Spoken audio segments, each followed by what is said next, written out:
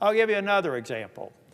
Over the weekend, the president, and the question yesterday had to do with Chair Powell. And I made the statement that I felt like now that the Fed chair is potentially under indictment, I will not support any vote for any Fed board member until this matter is decided. Why? Well, because the whole argument about Fed independence comes into question, right? If all of a sudden the Justice Department, apparently, according to the president, unknown to him, he reported it was a surprise to him. Since then, he's been briefed, and he's standing by the Justice Department on this indictment.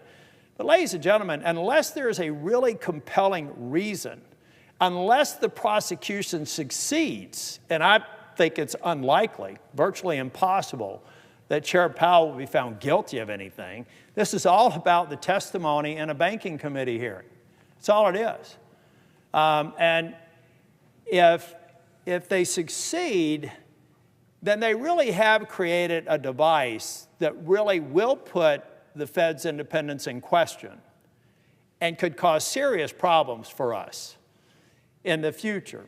I think one of the reasons why the financial markets did not react precipitously in a negative way with the revelation of Chair Powell is because many people stood up in Congress and said this seems to be crossing a line.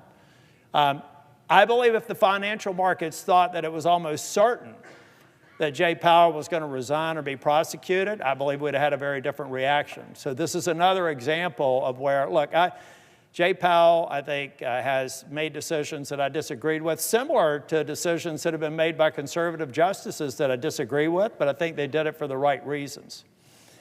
And so it's just another example of where, in this case, according to the president's public comments, he was surprised about the indictment. It's another example of who in there thought this was a good idea.